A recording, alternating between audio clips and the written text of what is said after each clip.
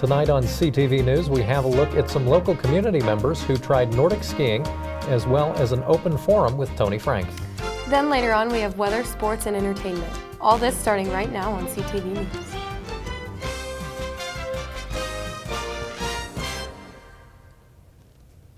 Good evening, and thanks for watching CTV News. I'm Willis Scott. And I'm Marlo Lundak. Here's the latest in the world. February will host an upcoming event that will protest the defunding of Planned Parenthood. We've Got Your Back, a local Fort Collins girl gang, is hosting a rally from noon to 3 in the afternoon on Saturday, February 11th. The protest will take place at Senator Cory Gardner's office located at 2001 South Shield Street, Building H. The purpose of this event is to protest the defunding of Planned Parenthood and support the women that believe in the right to choose what they do with their bodies. This rally is one among many that will be occurring all over the country on the same day. Another accessible rally location is in Denver. More information on this event can be found on their Facebook page. These events are pro-choice and pro-Planned Parenthood. Citizens and members of City Council gathered downtown Monday night at the Fort Collins Armory to listen to Mayor Wade Troxell and City Manager Darren Attenberry speak at the annual State of the City address. During the address, the mayor and city manager talked on how the city has become an innovative community and a platform where people can contribute their ideas and expertise as co-creators. Troxell and Attenberry went around the city to co-creators in the community such as Poudre Fire Authority, Woodward Incorporated, Create Places, the Music District, and Odell Brewing, who has a long-standing relationship with Fort Collins. The Fort Collins Communications and Public Involvement Director, Amanda King, was asking the tough questions and even asking questions sent in from citizens via social media. Troxell and Attenberry answered these questions ranging from problems of homelessness to construction, while reassuring those in attendance that the city of Fort Collins is in great financial shape and still remains one of the safest cities in North America. Mayor Troxell stressed that him, as well as many city council members, are committed to providing quality services for the city while building a better future for all. What we think about the city as an innovative community is it doesn't start and end at City Hall and on Tuesday nights. We're really trying to extend it throughout our community. Monday evening, CSU students attended a forum to give advice on projects regarding racial healing.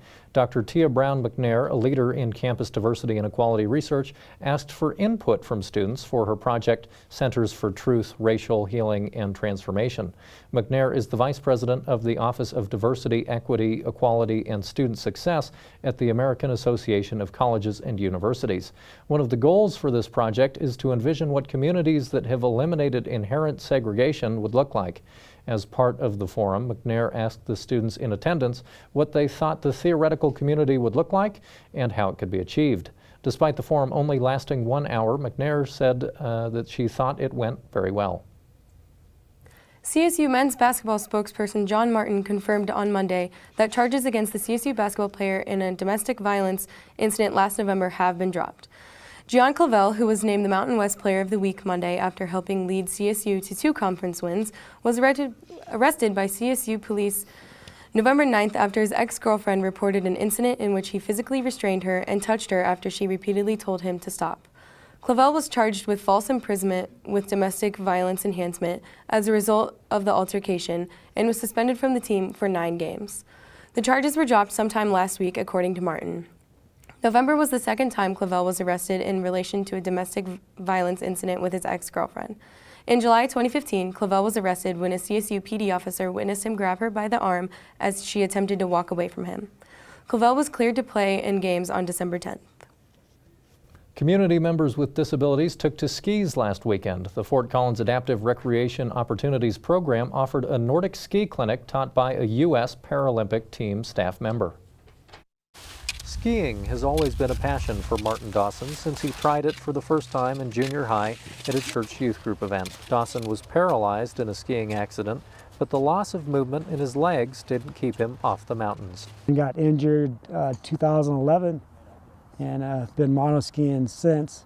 Paralympic staff member David Mark coaches both Dawson and local psychology student Jazz White. After getting a good workout in, White enlists the help of his puppy Nushka. White says he's training the young husky to be a sled dog.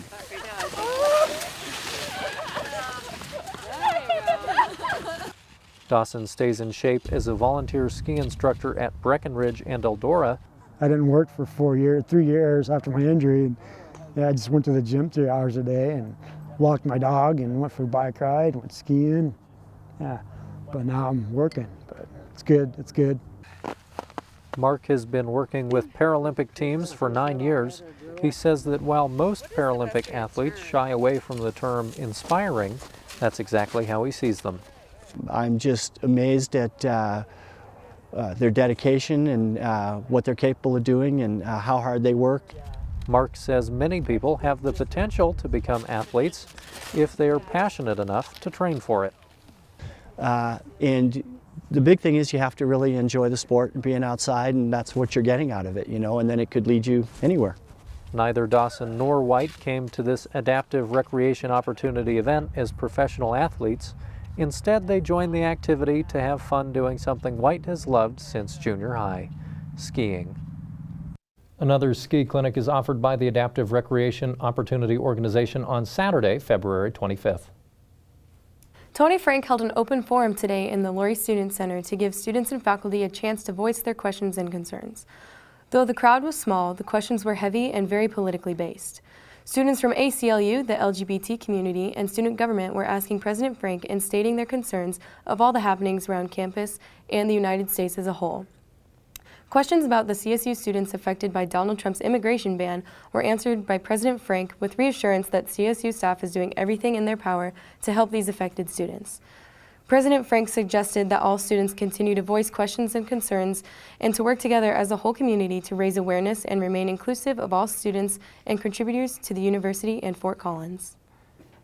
What all students should expect of the university is that we will be passionate advocates on their behalf, regardless of the color of their skin, their religion, their nationality, their gender, their identity. There's a whole set of things that what matters to us is that they are CSU students. Around 200 protesters gathered Saturday evening at Denver International Airport to protest an executive order signed by President Trump. According to a campus-wide email sent by Colorado State University President Tony Frank, the university is monitoring the situation of 3 CSU students who the university knows to be caught up in returning from their home countries to continue their studies at CSU. Frank wrote that the university will remain in contact with the affected students and their families, and that student legal services are being offered free of consultation with an immigration attorney.